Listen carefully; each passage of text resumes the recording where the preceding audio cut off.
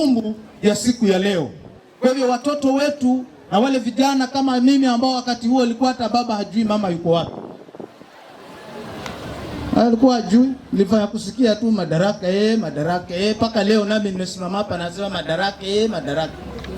Lazima tuheshimu wale wenzetu ambao walitufanyia hii kazi. Kwa sababu wewe fikiria, ilikuwa Mwafrika mweusi anafuatwa kwake nyumbani na tena anayeongoza pale ni chifu, si chifu wewe wa wakati huu.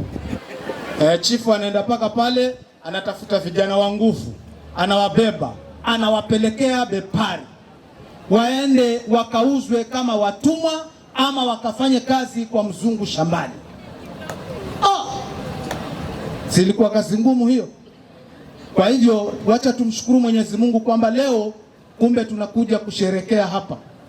Lakini niseme ya kwamba kama nchi hayo masuala matatu ambayo Mheshimiwa Kenyatta aliyazungumzia, unakuta ya kwamba bado yanamwathiri mwananchi, na ndio nataka niungane mkono na watangulizi ambao wamekuja hapa kuzungumza ya kwamba wacha tushukuru mageuzi ya hii nchi, kwa sababu hii demokrasia na uhuru ambao Kenya iliupata pia imechangiwa na mapambano ya watu ambao waliongeza nguvu katika mambo ya demokrasia ya vyama vingi kuanzia 1992 na kuendelea.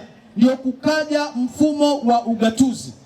Sio kwamba ulikuja wenyewe, ilikuwa mapambano, maana wale walikuwa wanachukua rasilimali kule walikuwa hawataki kule juu. Wakati wote tulikuwa tunatumia quota system.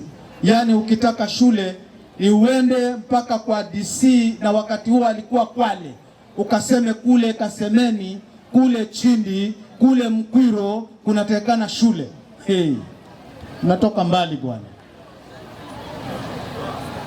Kwa hivyo ugatuzi ulipokuja pia ukaongezea mambo ya kupata madaraka kweli kweli.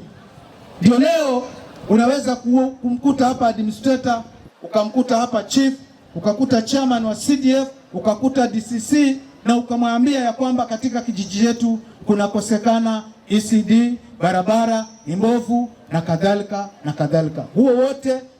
Hiyo yote ni nguvu na mapambano ya Wakenya ili kuhakikisha kwamba wanaongezea demokrasia yao ili kupata maendeleo zaidi. Kwa hivyo hayo ni baadhi ya mabadiliko ambayo yamepatikana kwa sababu ya masuala mazima ya haya madaraka ambayo tunayazungumzia. Na ndipo nataka niseme ya kwamba kama wananchi wa Lungalunga, kama wananchi wa Kwale, sisi bado tunang'ang'ana. Nimesikia hapa MCA amekuja na akataja mambo kadhaa ambayo bado yanamkumba mwananchi wa kawaida. Nimesikia watangulizi wa pale mwanzo wametaja mambo kadhaa bado yanamkumba mwananchi wa kawaida. Sisi kama viongozi wote wale ambao wanahusika na wamepewa kura ama labda umeajiriwa na serikali, jukumu tulilo nalo ndugu zangu ni kusuluhisha matatizo ya hawa wananchi, kwa sababu hayo ndiyo madaraka. Na mimi naomba wananchi tuzidi kutia nguvu na shime ili kwamba kama wananchi na kama watu masuala yetu yaweze kusikizwa, masuala yetu yaweze kuadresiwa. Na yanaweza kuadresiwa ama yanaweza kutekelezwa kwa njia mbili. Yanaweza kutekelezwa kupitia administration ama yanaweza kutekelezwa kupitia wanasiasa. Hizo zote ni njia za kusuluhisha matatizo yetu. Na ndio mimi nataka